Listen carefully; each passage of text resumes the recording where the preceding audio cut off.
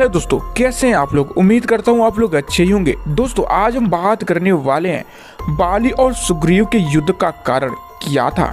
तो दोस्तों वीडियो में बने रहिएगा। इस वीडियो के माध्यम से हम आपको पूरी जानकारी देने वाले हैं। दोस्तों वानर राज बाली को तपस्या भंग करने की वजह से मतंग ऋषि का श्राप मिला था कि अगर वह ऋषिमुख पर्वत के समीप या पर्वत क्षेत्र में प्रवेश करेंगे तो उनकी मृत्यु हो जाएगी। इसके लिए बाली ऋषिमुख पर्वत पर नहीं जाते थे। यह जान सुग्रीव पर्वत में जा छिपे थे। दोस्तों रामायण में वानर राज बाली और सुग्रीव की कथा का वर्णन विस्तार से बताया गया है। साथ ही तुलसीदास द्वारा रचित रामचरितमानस में वानर बंधुओं का उल्लेख है। सनातन धार्मिक ग्रंथ रामायण में निहित है कि वानर राज सुग्रीव ने वनवास के दौरान सीता हरण के बाद लंका नरेश रावण संग युद्ध में मर्यादा पुरुषोत्तम भगवान श्री राम की सहायता की थी। इस युद्ध में वानर सेना की मदद से भगवान श्री राम ने रावण और उनकी सेना को परास्त किया था। जब सीता हरण के बाद भगवान श्री राम और लक्ष्मण वन में माता सीता की तलाश कर रहे थे, उस वक्त उनकी मुलाकात परम भक्त हनुमान और वानर राज सुग्रीव से हुई थी। सुग्रीव भी अपने भाई बाली के डर से छुपे रहते थे। वानर राज बाली को तपस्या भंग करने की वजह से मतंग ऋषि का श्राप मिला था कि अगर वह ऋषिमुख पर्वत के समीप या पर्वत क्षेत्र में प्रवेश करेंगे तो उनकी मृत्यु हो जाएगी। इसके लिए बाली ऋषिमुख पर्वत पर नहीं जाते थे। यह जानकर सुग्रीव पर्वत में जा छुपे थे। दोस्तों रामायण में वानर राज बाली और सुग्रीव की कथा का वर्णन विस्तार से बताया गया है। साथ ही तुलसीदास द्वारा रचित रामचरितमानस में वानर बंधुओं का उल्लेख है। सनातन धार्मिक ग्रंथ रामायण में निहित है कि वानर राजा सुग्रीव ने वनवास के दौरान सीता हरण के बाद लंका नरेश रावण संग युद्ध में मर्यादा पुरुषोत्तम भगवान श्री राम की सहायता की थी। इस युद्ध में वानर सेना की मदद से भगवान श्री राम ने रावण और उनकी सेना को परास्त किया था। जब सीता हरण के बाद भगवान श्री राम और लक्ष्मण वन में माता सीता की तलाश कर रहे थे, उस वक्त उनकी मुलाकात परम भक्त हनुमान और वानर राजा सुग्रीव से हुई थी।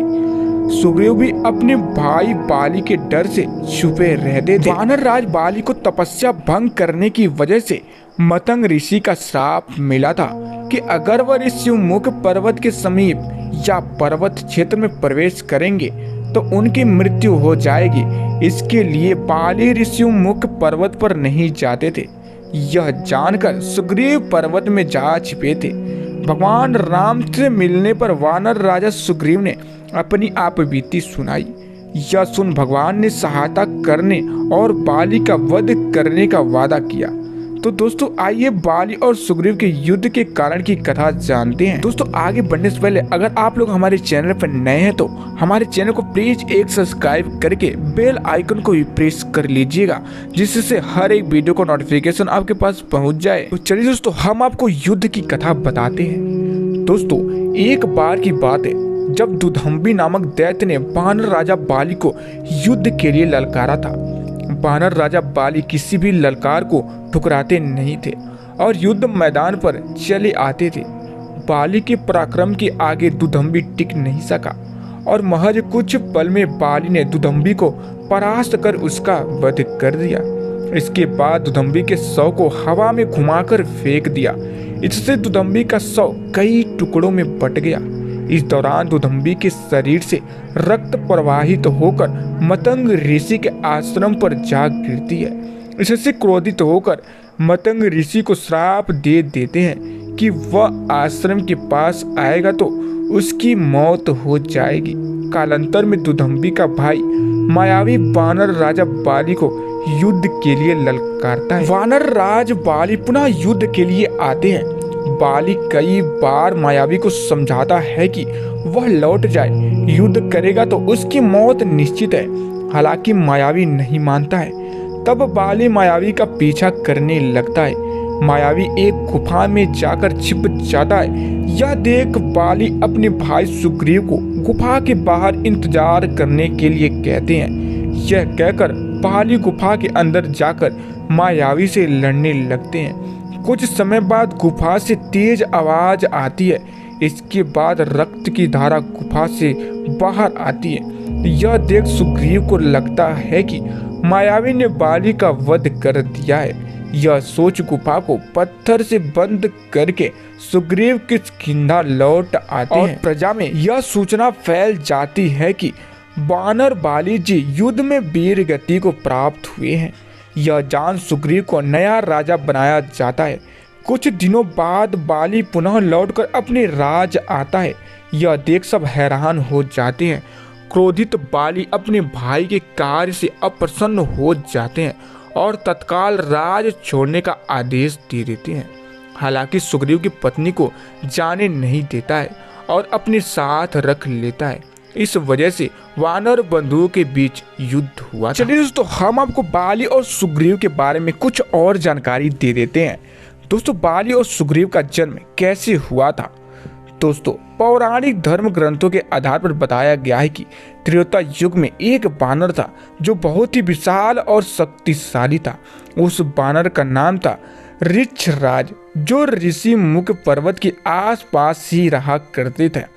ऋषि मुख पर्वत के पास ही एक सरोवर था जिसे पंपापुर सरोवर के नाम से पुकारते थे। यह सरोवर एक चमत्कारी सरोवर था। कहा जाता है कि इस सरोवर का उपयोग केवल पीने के लिए जल की आपूर्ति हेतु किया जाता था। इस सरोवर की रक्षा यक्ष करते थे तथा इस सरोवर में एक चमत्कारिक शक्ति थी। अगर कोई भी इस सरोवर में स्नान करता है तो वह पुरुष से सुंदर स्त्री में बदल जाता था। एक बार कौतूहलवश ऋक्षराज उस सरोवर में कूद पड़े और नहाने लगे, क्योंकि वे इस चमत्कारिक घटना से अनजान थे। नहाने के पश्चात जब वह सरोवर में बाहर निकले तो अपने रूप को देखकर आश्चर्यचकित हो गए, क्योंकि उनका रूप एक सुंदर अप्सरा समान कन्या में बदल गया था। ऋक्षराज यही सोचते हुए ऋषि मुख पर्वत पर आ बैठे और इस बारे में सोच रहे थे कि आसमान से भगवान इंद्र की दृष्टि ऋषि मुख पर्वत पर बैठे स्त्री बने ऋक्षराज पर पड़ी। ऋक्षराज एक सुंदर अप्सरा के समान दिखाई दे रहे थे, इसलिए देवराज इंद्र उसी समय सुंदरी स्त्री बने ऋक्षराज पर आसक्त हो गए और उनका तेज ऋक्षराज के सिर बालों का गिरा, जिससे बाली की उत्पत्ति हुई।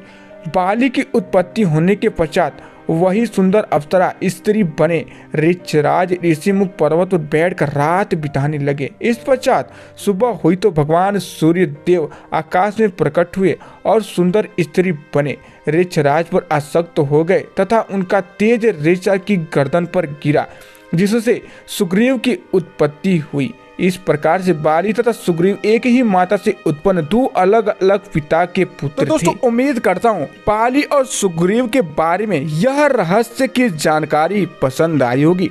दोस्तों, अगर यह जानकारी पसंद आई हो तो हमारे वीडियो को दिल से एक लाइक और चैनल को सब्सक्राइब कर लीजिएगा। तो दोस्तों, फिर मिलेंगे, तब तक के लिए जय हिंद, जय भारत और जय श्री राम।